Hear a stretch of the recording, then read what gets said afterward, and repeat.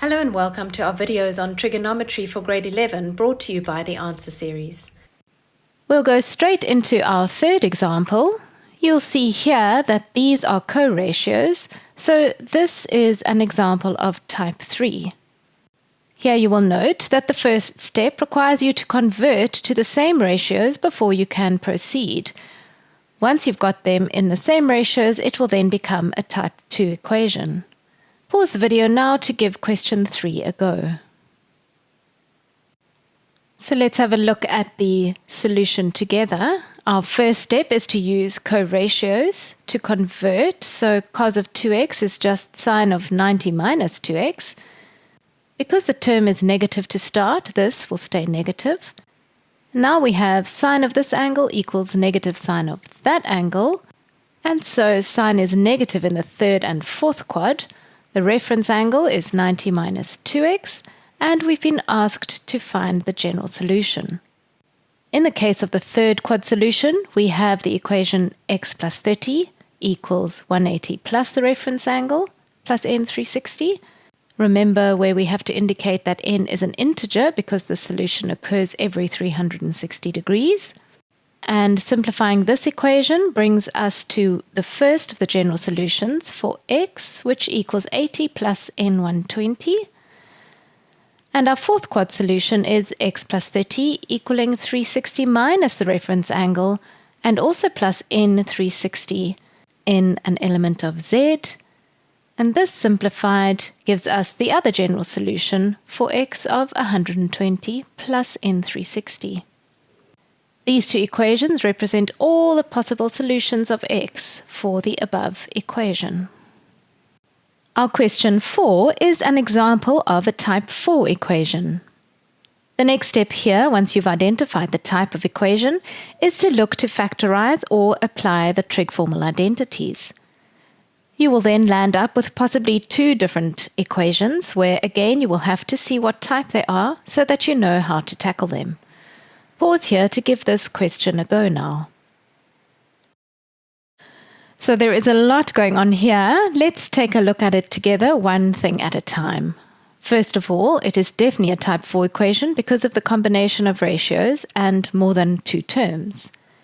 And so we look to see if there are any trig identities we can apply in order to factorize. If we replace cos squared with 1 minus sine squared, then we have an expression in sine on the left-hand side, which when simplified is a trinomial.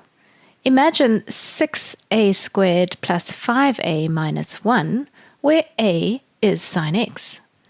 This then factorizes to 6 sine x minus 1, sine x plus 1. Our new equations come from knowing that either one or the other of these brackets must be 0 for the product to be 0. From the first, we therefore get that sine of x is 1 over 6. Are you able to identify which type of equation this is?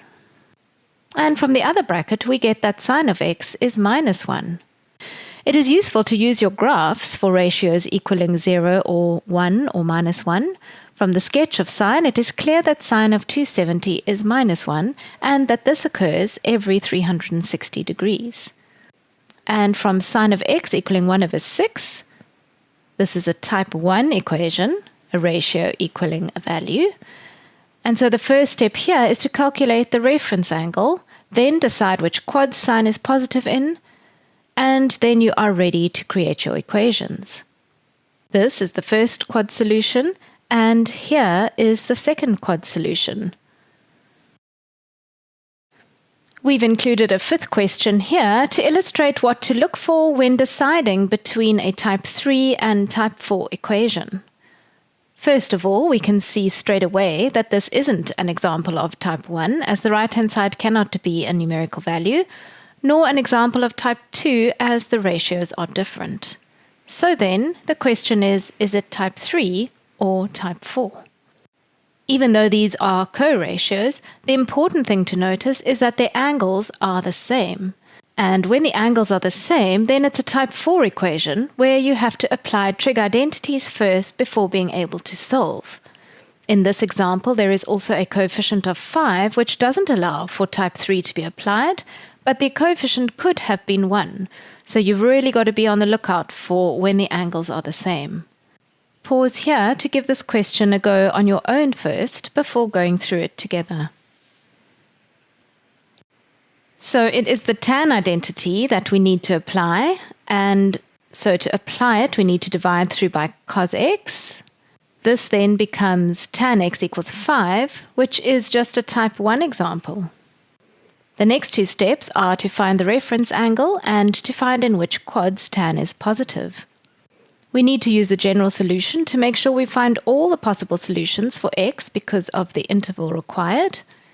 The general solution for tan is slightly different to sine and cos in that both sets of solutions, the first quad solutions and the third quad solutions, can be captured in one equation as they are equally spaced, as is illustrated here. Once we have this equation, then we can find the solutions for x that fit the interval required. The required interval for solutions for x in this question is between -180 and 180, and so 78,69 is a valid solution. Then if we make n 1 and therefore add 180, we get 258,69 degrees, which lies outside the required interval and so is not a valid solution. If we then make n minus 1 and therefore subtract 180, we get negative 101,31 degrees, and this does lie in the interval.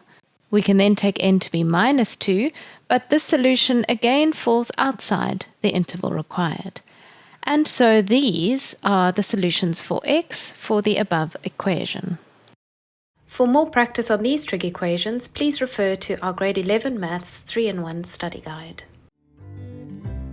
Check out the video description below for practice questions from our study guides.